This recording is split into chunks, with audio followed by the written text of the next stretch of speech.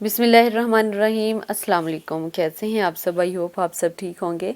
आज की इस वीडियो में मैं आपके साथ ये बहुत ही खूबसूरत से कफ स्लीव्स डिज़ाइन शेयर करूंगी और ये बने हुए बहुत ही प्यारे लगते हैं और पहने हुए तो बहुत ही खूबसूरत लगेंगे। तो आप इसको अपने ईद के ड्रेसेस के ऊपर बना सकती हैं। तो यहाँ पर ये देखिए स्लीव को मैंने फ़ोल्ड करके रखा हुआ है। फ़ोल्ड करके हमारे पास जो मेजरमेंट है वो 10 इंचज़ है और अगर हम इसको ओपन कर लेते हैं तो ये देखिए मेरे पास 20 इंचज़ है। हमने इसकी कोई कटिंग वगैरह नहीं करनी। तो यहाँ पर सबसे पहले टांका लगाने के लिए मैंने मशीन का जो टांका है वो फुल कर लिया है और इस तरह से धागा हमने बड़ा करके फिर सिलाई लगानी है। और जब हमने एंड करना है तब ये देखिए हमने बड़ा सा धागा जो है वो साइड से छोड़ा है।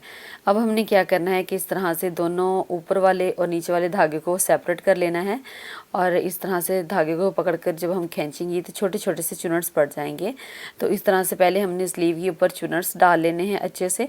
तो याद रहे कि अगर आप इस तरह से चुनट्स डालती हैं तो धागा या तो ऊपर वाला खींचे या फिर नीचे वाला सेम होना चाहिए।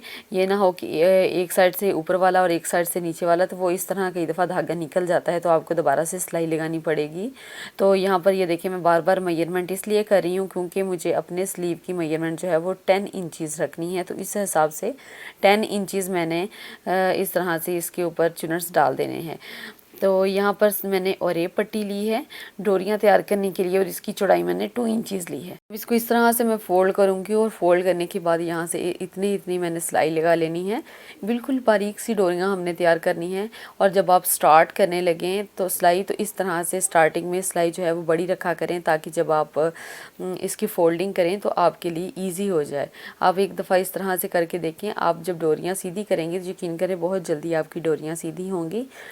तो यहाँ पर इसी तरीके से जितनी डोरियाँ मुझे रिक्वायर्ड है मैं उसी हिसाब से ये डोरियाँ जो हैं वो तैयार कर लूँगी और उसके बाद फिर हमने इसकी फोल्डिंग करनी है। एक सुई लेंगे, उसमें डबल फोल्ड करके धागा डाल लिया है और एंड पर हमने गिरा लगा लेनी है और इस तरह से फिर हमने इसको डोरियों को सीधा कर लेना है।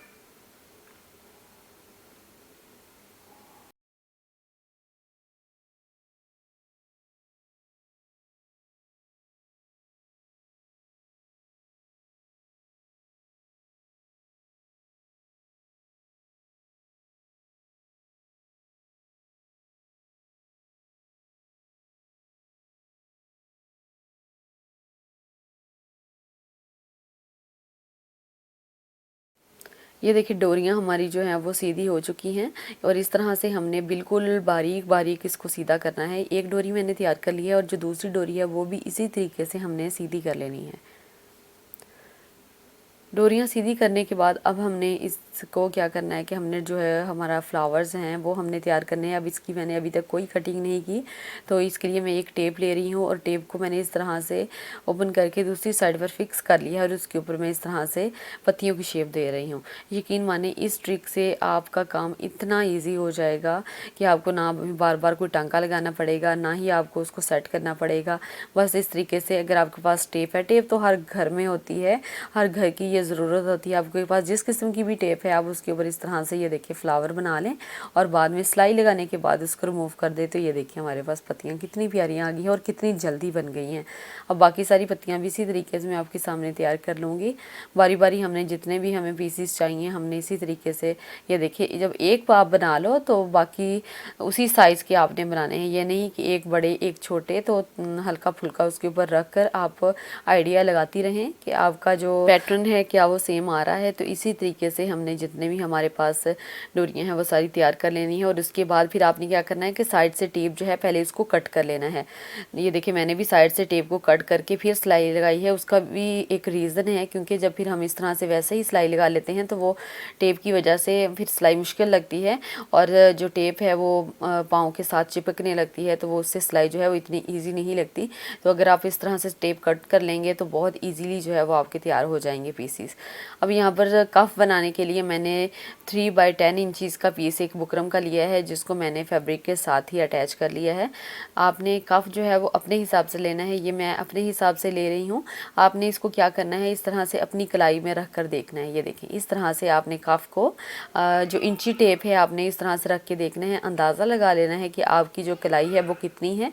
सिलाई के लिए फैब्रिक छोड़कर आपने बाकी जो है वो ले लेना है। मेरा क्योंकि कफ जो था वो 10 इंचज़ बनना बनाता है तो उसके लिए मैंने अपने स्लीव की लंबाई जो है वो 3 इंचज़ कम रखी है और जो उसकी चौड़ाई है वो मैंने यहाँ पर 20 इंचज़ ली है, जिसके लिए मुझे 10 इंचज़ स्लीव रखनी है वापस और 10 इंचज़ की मैंने इस तरह से छोटी छोटी सी चुनट्स डालनी है।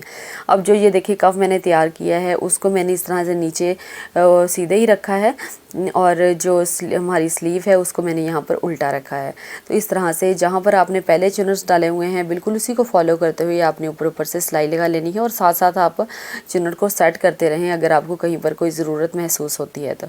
ये देखिए इस तरह से सिलाई लगाने के बाद कफ को हमने इस तरह से रखा है और जो सिलाई हमने लगाई है वो हमने कफ वाली साइड पर नीचे से कर देनी है। ये नीचे से जो सिलाई है वो कफ वाली साइड पर होनी चाहिए, ऊपर से बिल्कुल बारीक बारीक सी इस तरह से सिलाई लगा देंगे ताकि कफ जो है वो बिल्कुल अपनी जगह पर सेट हो जाए। अब यहाँ पर 1.25 इंच के गैप पर 1 इंच से भी थोड़ा सा कम मैंने यहाँ पर जो कफ है वो रखना है। तो इतनी ही मेजरमेंट मुझे रखनी है, बाकी सारा जो है वो मैं फ़ोल्ड करूँगी। ज़्यादा फैब्रिक रखने की भी कोई वजह है मैं आपको बताऊँगी, उसके लिए आपको एक्स्ट्रा पट्टी कोई भी लगाने की ज़रूरत नहीं पड़ेगी। यहाँ पर मैंने मार्क नहीं लगाया, मैंने किसी पेंसिल या चौक से निशान नहीं लगाया क्योंकि कई दफ़ा वो रह जाते हैं, उतरते नहीं हैं। तो इस तरह से मैंने हाथ से ही उसको फ़ोल्ड कर लिया है। ये देखिए आपको नज़र भी आ रहा होगा। तो ये इस निमाग के ऊपर आपने ये फ्लावर को लगाना है।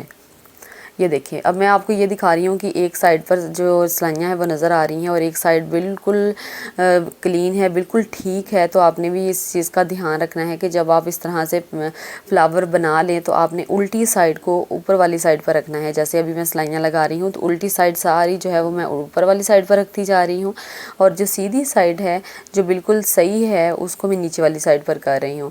तो इस तरह से आपने भी जो 1.25 इंच पर लाइन लगाई होगी उसके ऊपर रखते हुए ये इस तरह से सिलाइयाँ लगा लेनी है।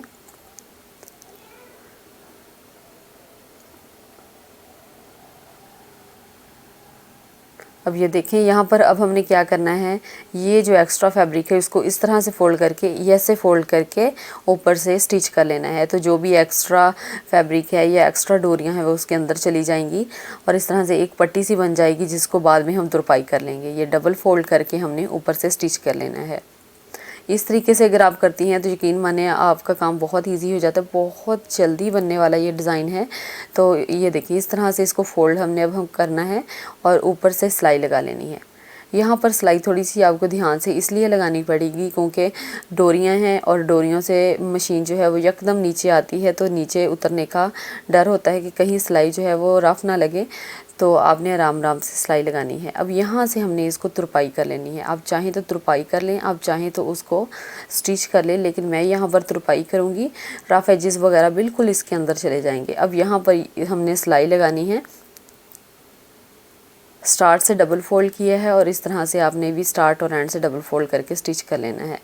ये देखिए यहाँ पर बिल्कुल हमारी जो स्लीव है वो कंप्लीट हो चुकी है। आप इस स्लीव को अपनी फ़्रॉक के साथ, अपनी शर्ट के साथ, बच्चियों की फ़्रॉक के साथ, इवन कि किसी भी एज की अगर फीमेल इसको पहनती है तो यकीन करें ये बहुत ही स्टाइलिश स्लीव डिज़ाइन है और बहुत ही सिंपल है और झटपट बनने वाला डिज़ाइन है। आप इसको जो बाज़ार से रेडीमेड डोरी बनी होती है उसके साथ भी बना सकती हैं और ये बना हुआ डिज़ाइन बहुत ही खूबसूरत लगता है। आई होप आपको मेरी ये आज की वीडियो पसंद आई होगी और आपको कुछ नया सीखने को मिला होगा। अगर आपको मेरी ये आज की वीडियो पसंद आई है और कुछ नया सीखने को मिला है तो प्लीज़ मुझे कमेंट बॉक्स में लाजमी बताइएगा कि आपको आज का डिज़ाइन कैसा लगा। मेरी वीडियो को लाइक ज़रूर करें और मेरे चैनल को ज़रूर सब्सक्राइब करें। अल्लाह हाफिज़।